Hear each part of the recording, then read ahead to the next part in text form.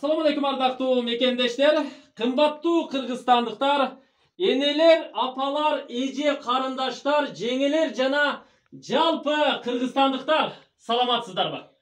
Көңүл буруңуздар. Бүгүн биз сиздерге өтө маанилүү маалыматты тартуулайбыз. Тактап айтканда, дүйнөлүк компания Aura компаниясынын RoboClean S+ көп функциялуу чаң соргучтарын тааныштырабыз. Көңүл буруп, назар салып туруңуздар. Аталган компаниянын өкүлдөрү бүгүн Самат мырза менен Улан мырза менин үйүмө келишти. Өздөрү бул чаң соргучту тааныштырып бермекчи. Ассаламу алейкум. Ассаламу алейкум. Саламатсыздарбы, урматтуу көрүүчүлөр? Мен атым Улан, бул жак менин коллегам Самат. Биз ушул Aura немецин компаниясынын RoboClean аттуу тазалык жана ден соолук аппаратынын биз сатуу жана сервис кызматы менен көрсөткөн өкүлдөрүбүз. Азаматсыздар. Менин үйүмө кош келипсиздер. Рахмат. Дагы келип туруңуздар, бизге конок болуп туруңуздар. Анда баштай берейин. Менин суроолорум көп. Мага менин үйүмө кандай техниканы алып келдиңиздер?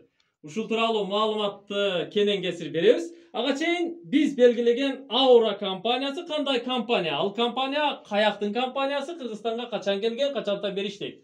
Ушул тууралуу маалымат берели. Жарайт. Негизинде бул Aura компаниясы немец компания. Дүйнө жүзүнө негизинде 1996 жылы негизделген. Ал эми Кыргызстанда ачылганда 2007 жылы негизделген. Бизден жанагы головной офис болсо Бишкекте жайгашкан, жанагы Абая Горький көчөсүндө, Абая 41-де. Aura компания бул немец компания, негизинде көптөгөн элитный домашний бытовой техникалар менен иштешет. Ал эми Кыргызстанда бизде азыркы учурда 2 продукция бар. Биринчиси жанагы суу тазалоочу фильтрлер Сибилон деп аталат, экинчиси тазалыктын ден соолук аппараты RoboClean. RoboClean иштеп жатканда Кыргызстанда 13 жыл болуп калды. Биздин клиенттерибиз өтө көп. Бизден уже 10 миңдей үй бүлө биздин аппараттар менен колдонот деп айтсам жаңылышпайм. Охо, 10 миңден ашуун үй бүлө уже сиз көрсөтүп аткан RoboClean'ди колдонуп жатабы? Туура айтасыз. Ошол 10 миңге чукулдап калды. Эми алардын катарына мен да кошулушум мүмкүн. Толук менен. Буюрса. Абдан жакшы. Бул RoboClean'ди көпчүлүк айтып жүрүшөт. Бир эле үйдө чаңды гана соруп, үйдү гана тазалабастан таза аба тартуулайт, ден соолукка дагы пайдалуу деп айтып жүрүшөт. Туура айтасыз. Негизинде бул RoboClean аппараты жөн гана чаң соргуч эмес, бул RoboClean аппараты деген бул ден соолукка да өтө маанилүү аппарат да. Негизинде Aura компаниясы адам баласынын ден соолугу үчүн маанилүү болгон продукцияларды чыгарат. Бул аппарат өзү аллергия, астма, бронхит жанагындай грипп ооруларына алдын алып турчу аппарат болуп эсептелинет. Ойбой, сонуңго Плюс бул еще уборка кылат. Болдон потолокко чейин комплекстүү уборка кылат деп айтсак, жаңылышпайбыз. Абдан жакшы. Анда тааныштырууну баштайлы. Ага чейин бир суроо берип коет. Баасы баарын кызыктырат да. Ана муну кандай жол менен алсак болот? Балким варианттары, балким рассрочкага алсак болот. Баасы тууралуу башында бир угузуп койбойлубу элге? Туура айтасыздар. Азыркы маалда аппараттын баасы 136 миң сом, толук баасы 136 миң сом. Муну жана сиз өзүңүз айтып кеткендей, рассрочка варианты менен бөлүп алса болот. Жана ошондой эле наличка варианты дагы бар. Наличка алганда да 136 миң сом болот аппараттын баасы. Биз 8 айдан 12 айга чейин бөлүп беребиз. Ушул эле 136 миң сом айланат. Процент пениясы жок. Процент пениясы жок. Жок, процент пениясы. Бир жылга рассрочкага ала алабыз. Ооба. Пайызы жок, жакшы экен да. Ооба, ушул эле сумма бөлүнөт. Азыркы маалда ушул алып аткан аппарат бизден аябай көп өтөт, ошол рассрочка варианты менен жеңил өтүп атат да. Абдан жакшы. Бирок ошончо акчага алып аткандан кийин буга канча жылга мындай кепилдик гарантия бере аласыздар? Аппараттын иштөө мөөнөтү 20 жыл. Плюс сервис обслуживать этет 20 жылга. Жана ошондой эле аппараттын 3 жыл бекер гарантиясы бар, бесплатный гарантиясы бар. Заводской бракка гарантия берилет. Ата 20 жыл иштей берет. 20 жыл иштеп бере берет. Бизден плюс фирмадан дагы обслуживание жүрүп турат. 20 жыл бою биз аппаратыбызды майлап сүттөп карап берип турабыз. Ого, сонун экен. Анда баштадык. Сөз сизде. Кана RoboClean S+ аппаратын тааныштырууну баштадык. Кенен кесир баарын көрсөтө бериңиз.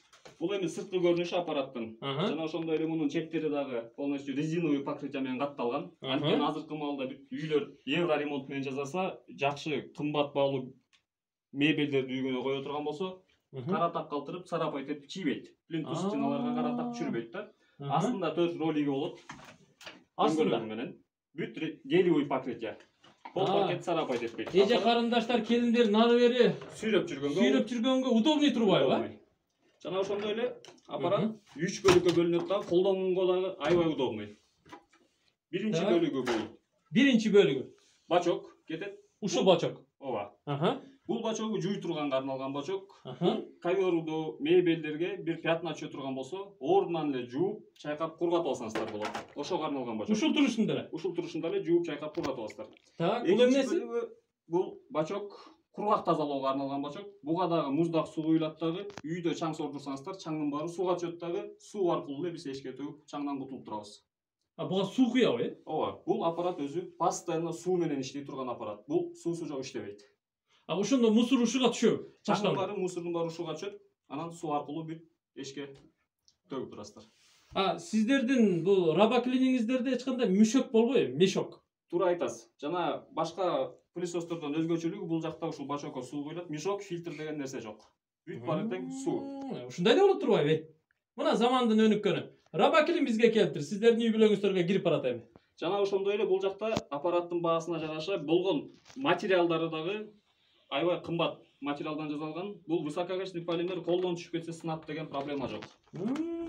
Бул мен айнек сыяктуу элестеттим эле бул. Эмне экен бул, э? Бул полимер деген материал в основном авиацияда колдонушат, жанагы самолет, вертолеттун лобовой стекло жасай турчу материалдары да. Бүт ABS материал. Полностью бардыгы бышык материалдан жасалган. Так, Улан мырза үстүнө чыкты, сынган жок. Канча килограмм чыгасыз? 64. 64. 70 килограмм чыкса деле сынбайт турбайбы улан, да? Өзү 150 килограммга чейин грузоподъемность да булчу. Өзү сиз да ачып көрсөңүз. Сиз да көрсөңүз. Мен да чыгып көрсөм болот. Кана көрөлү, мен 72 килограмм чыгам. Мына. Эч нерсе болгон жок. Так, нормальный. Прочный экен, демек колдоно берсек болот. Бул колдон түшүп кетсе эч нерсе болбойбу? Колдон түшүп кетсе сынбайт. Сынбайт. Оңой менен сынбайт, ооба. Жакшы. Үчүнчү бөлүгү бул жакта корпус мотор кетет. Мотор Италиядан чыгат да. Малуу мотордун башында сепаратор жайгашкан. Өзүңүздөр билсеңиздер керек, сепаратор деген бул нерсе өзү жанагы сүттөн каймакты бөлгөн нерсе. Ооба. Жана ошондой эле бул жакта сепаратор турат. Сепаратор оор элемент менен жеңил элементти бөлүп берет да. Ошондой деген болгон оор деген чаң мусордун баары тең сууга бөлөт. Сепаратордон только таза аба чыгып турат.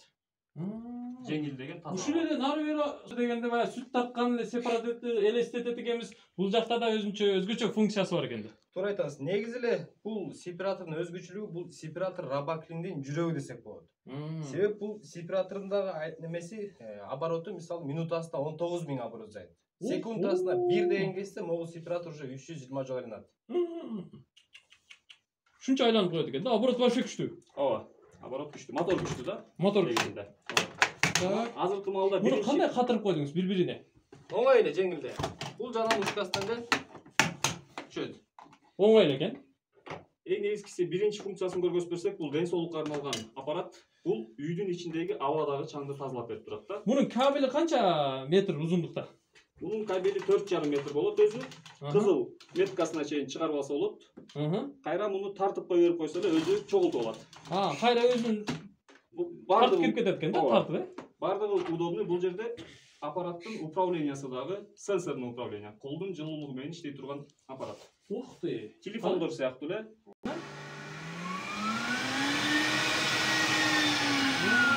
Аппараттын уровени 9 скоростка чейин максимальный.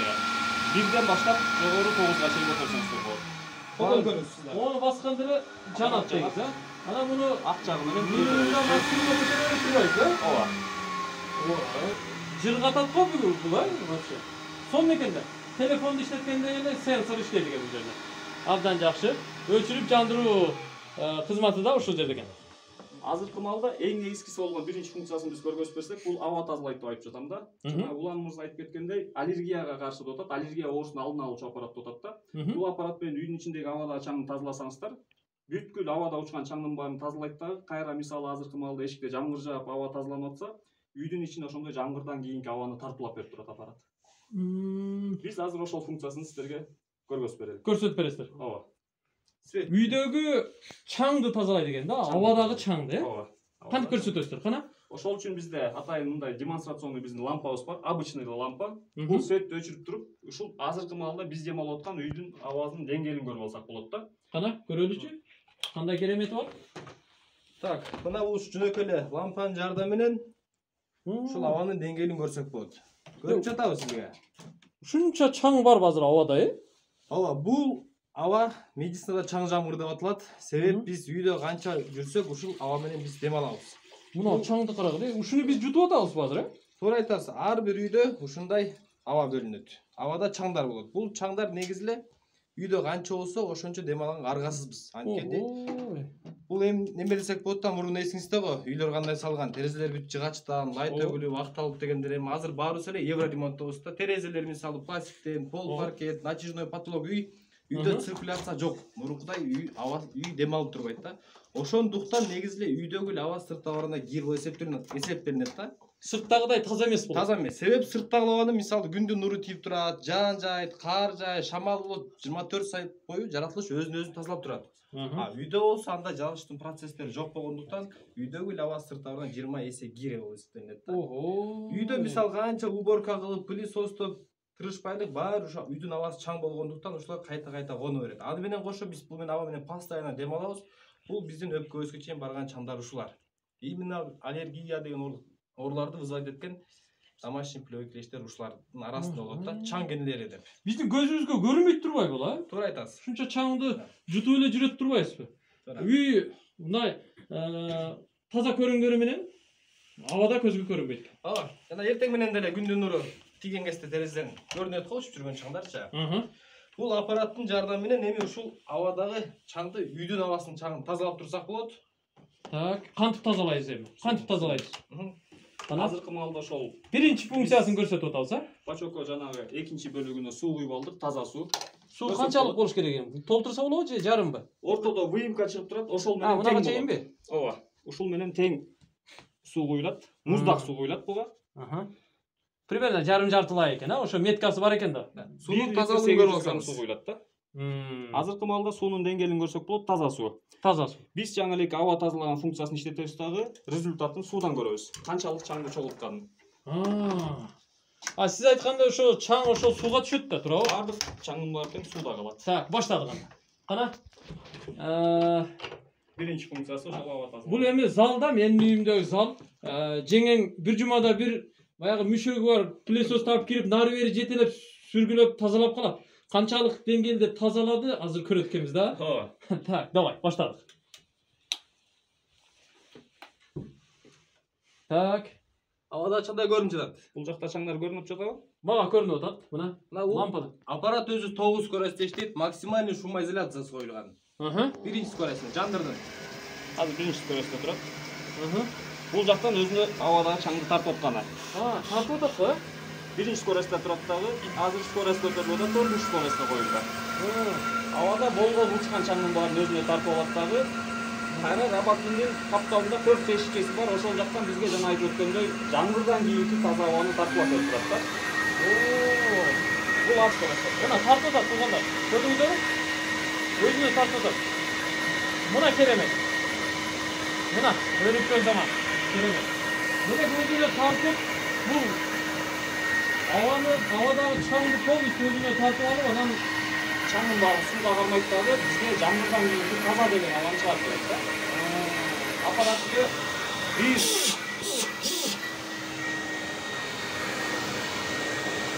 аппаратты 1 саат иштетсеңиздер, чаңды полностью торып коет. Чаңды штамдай.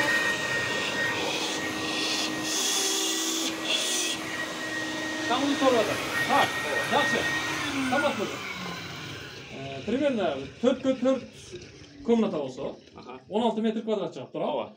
Канча убакыт ушинтип сайып коюш керек, жандырып коюш керек? Аппаратты 1 саат иштетсек, жана айтып аткандай, 1 сааттын ичинде 200 куб метр абаны тазалайт, ошого рассчитанный. Үчүнчү скоростька коесуздар дагы, жана сиз айткандай 16 квадрат метр тазалаш үчүн бул аз эле куб чыгып калат да. Ошондо буга 5 мүнөт убакыт жетпегенде эле тазалап болот да. Бул комнатаңызды ала турган болсок, мисалы бир 15 мүнөт убакыт жетет. Толук абасын тазалап бүткөнгө. Ооба. Мындан кичи комната болсо 10 мүнөт убакыт коюп турасыздар да. 10 мүнөт убакыт коюп турасыз. Эми результатын жанагыдеки биз суу аркылуу көрүп алсак болот да.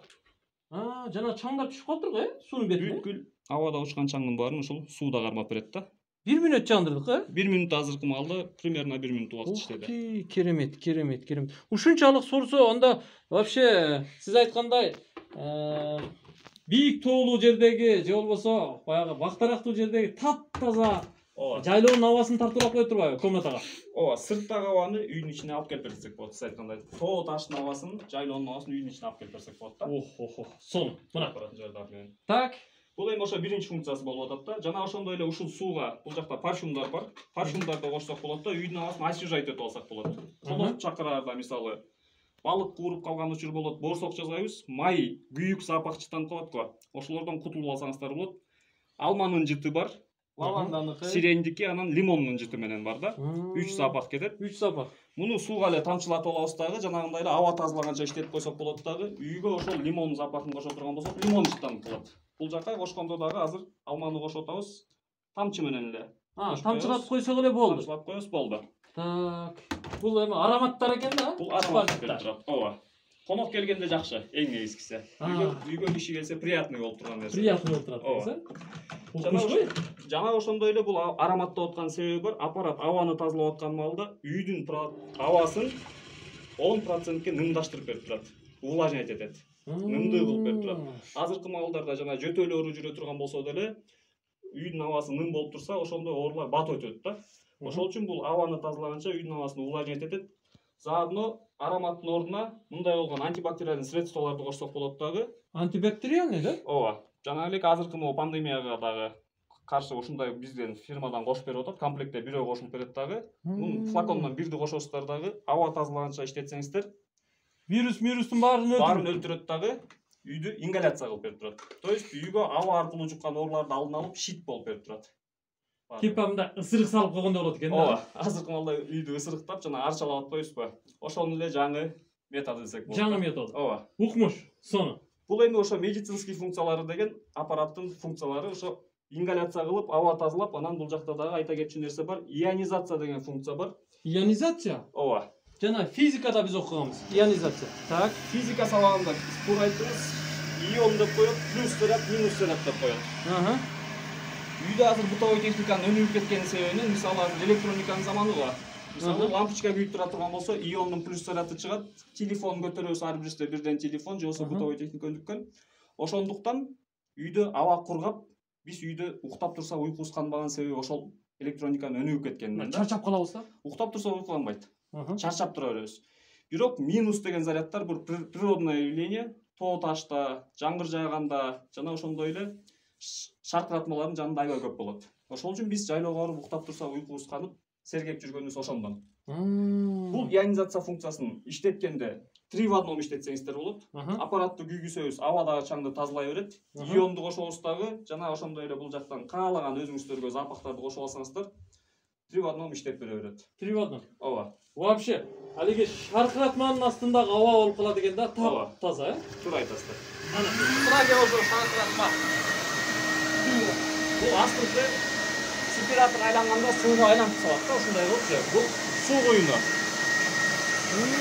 Жана сепаратор күчүнүн спиратор күчтүү оборот менен айланган маалда ушул бүт сууну айлантып берет да.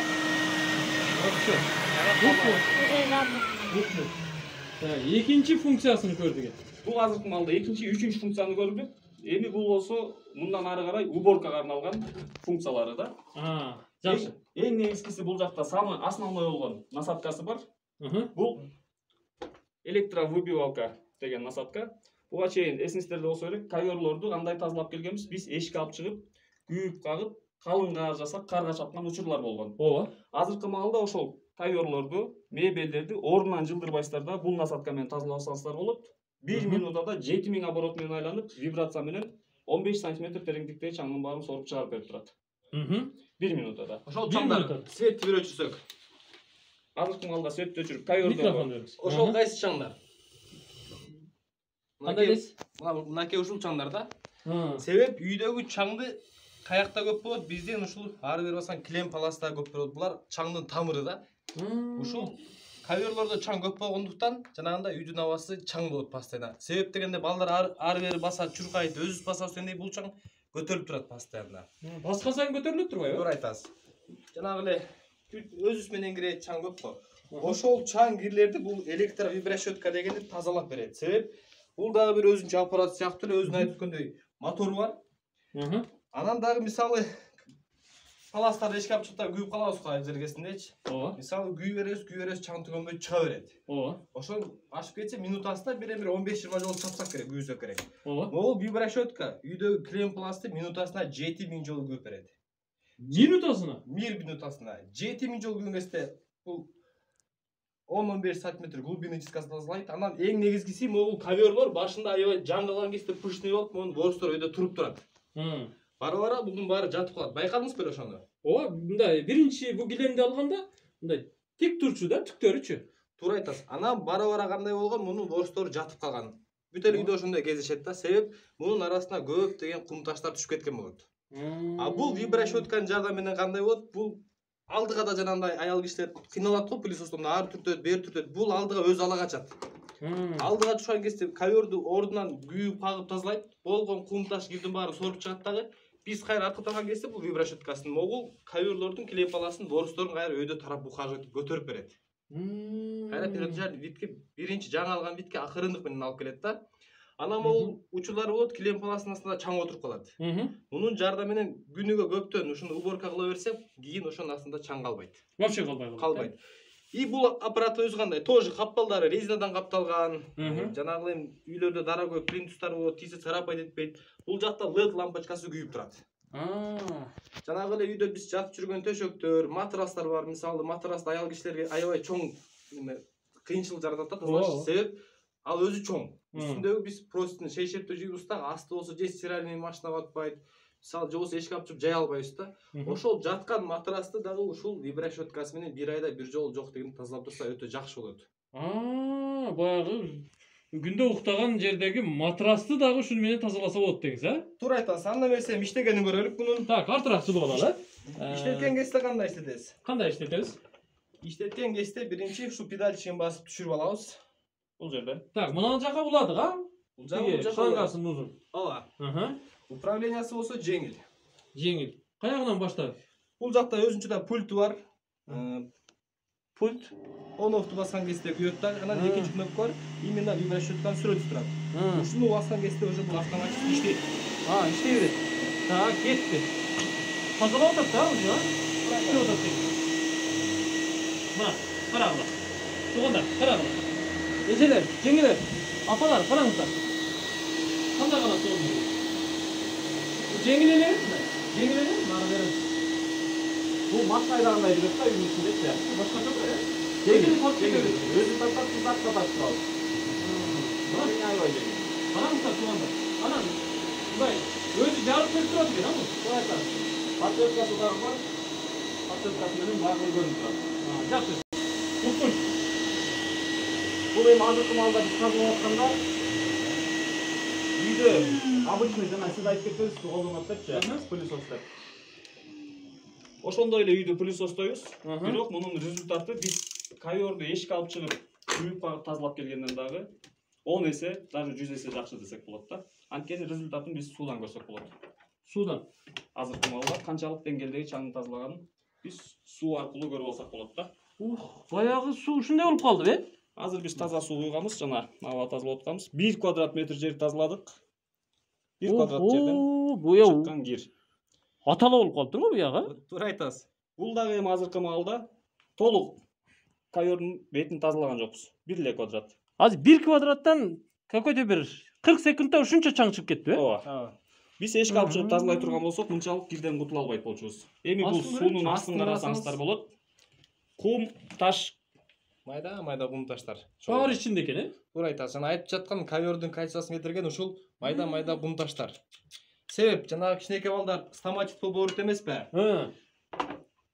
Себеп алар кичинекей, мисалы, оозунан алмасы түшөт, бирдеке түшөт, алат дагы оозуна салат. Балдарыбыз ары күрөшүп ойнойт, бери күрөшүп ойнойт дегендей. Кайта эле мисалы, мындай кир орду сыртта, туурабы? Бирок мунун баары үйдүн ичинен бизге көрүнбөйт. Ошондуктан бизге билинбей ушата басып жүрө беребиз. А бирок негизи ушинтип вибрашётканын жардамы менен, рабаттын жардамы менен болгон кир чаңдын баарын күйүп кагып тазалап, мисалы, уборка кылган сайын только суу, кирдин баары суу менен кошо эшикке чыга берет. Мындай жатканда үйдөгү кирдин баарын акырындык менен эле суу менен кошо эшикке төгө беребиз. Ошол кезде суу таза чыга баштайт. Уборкадан кийин мисалы, кийинчерээк уже суу таза чыккан кезде уже үй тазанын белгиси. Кийин бара-бара уже Мынчалык кир, мынчалык чаң чыкпай калат да, Туура айтасыз. Үй таза, ден соолук таза дегендей эле да. А мисалы биринчи иштеткенде кир көп чыгат да. Башында Чаң туура көп чыгат. айтасыз. Өзү сигнал берип өчпөйбү? Жок, бул сигнал берип өчпөйт. Жана байкасаңыздар керек, аппарат иштеп атканда сууга 2 LED подсветка просвечивать этип турат. Суу астына кир толуп калгандан кийин ошол лампа просвечивать этпей калат. Ошол маалда биз сууну алмаштырып турганга туура келет да. Ооба. Жакшы. Өтө жакшы функциясы бар экен. Бул көп жумушту жеңилдетет, азайтып берет. Бул жакта жана ошондой эле улан айтып кеткендей, суу индикатор болот. Бара-бара билип каласыздар, үйдү сиздер ушул насадка менен тазаласаңыздар, үйдөн мындай кир суу чыкпай калат. Ошол маалда үйдүн таза белгиси. Таза белгиси болуп калат. Ооба. Буга чейин канча пылесос колдонуп келбеңиз, мисалы, ушул чаңдар үйдө топтолуп турган да. А бул аппарат менен уже үй тазалап атканы билинет. Мен буга чейин интернеттен дагы бир катар маалымат алдым, бирок мынчалык маалымат албадым эле. Бу килемди жууса да болот. Бул дегени бар экен. Ооба. Кантип жуасыз? Жууп чайкап кургап беребиз. Биз ошол функциясын азыр көргөзүп берелик. Ал үчүн биз сууну алмаштырып алабыз. Сууну алмаштырыш керек. Так, кетти. Анткени Сууну алмаштырат экенбиз. Бул сууну эшикке чыгып төгүп келе коелук. Төгүп келе коебуз. аппарат кайорду на месте жууганда ысык суу менен жууш керек болот. Азыр маалда бизге ысык суу керек болот да. Бул жака ысык суу. Ысык суу. Так, Тефалдагы ысык сууну бериңиз. Так, сууларды даярдап коюшкан. Бул жигиттер менин алтышкам келинчегим ысык сууну вареньяны алып келип берди. Анткени бул жигиттер ушундай заказ беришкен. Болгондой көрсөтүп беришет экен. Ооба, сиздин үйдө да кайорубуз азыр таза экен. Ошондуктан азыр вареньяны жууп көргөзөлүк деп атабыз биз. Вареньяны килемге төгөсүңөр. Вареньяны килемге төгүп туруп анан жууп көргөзүп беребиз да. Жеңгеңер урушпасын жана мени. Жок, кайра кандай болсо ошондой кылып беребиз. Галага кылбайын да. Хорошо, көрөбүз анда. Давай. Так, кана вареньяны азыр биздин үйдөгү килемге төгөт экен. Анан ушул Robaklin S+'тун жардамында кайра мурдагыдай таптаза жууп коет экен. Азыр көрөбүз. Кандай болот экен көрөсүздөр. Көңүл буруп туруңуздар. Жигиттер нарагын улап, берагын улап, кыскасы мына ушундай аракет кылып атышат. Муну тилин билиш керек экен да. Запчасттары да көп экен, нарак, берак, насадкалары көп экен. Анткени комплексный уборкага ушул бардык уборкага насадкалар керек болот да. Полдон потлокко чейин тазалап. Ушул ортого кылабыз. Ушул ортого. Ортого кылабызчы. Ортодо кийин деле билинбей калат да. Так. Вареньяны төгүп атышат. Вареньяны төгүп атабыз. Жеңем урушпаса экен. Урушпасын, тоо. Урушпасын эми. Үйдөн чыгарып койбосун мени анан кийин. Силер менен кошо. Бар, Robaklin менен иштей бер ошо ягында деп койсо анан өлөсүңөр. Так, муну болушунча бирдетелик. Так. Себеп мисалы үйдө кичинекей балдардын колунан жоосуз суу жана варенья көп төгүлөт, көп учур болот негизи. Ооба. Анан ошол кезде эмне кылабыз? Биз кайорду полу жудуп эле аргасып коебуз да. А бул Robaklin жардамында бир кайсы жерде бир так болсо, эмне болсо, баса калып эле жууп салса болот. Бул эң негизгиси ордунан жууйт, анан эң жакшы жери бул кайра чайкап берет. Чайкап береби? Чайкайт. Таза суу менен чайкап берет да, андан кийин ордунан эмне кылат? Кургатат. Жакшы. Буга эмне бир самын кошосуңарбы же айна кошосуңарбы? Эмне бул порошок кошосуңарбы? Эмне кыласыңар? Негизинде буга өзүндө комплектте бир шампунь берилет. Комплектте бир шампунь берилет. Бирок жана ошондой эле азыркы маалда базарда сатылган моющий средстволорду кошуп колдоп берсе болот. Бул биздин эле фирманын шампуню менен чектелбейт да.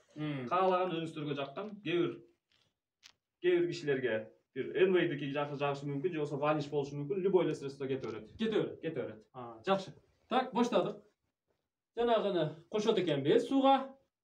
Шампуньдан кошуп алдык. Бул мыламоющий каражат болду. Аны коштук, Ооба.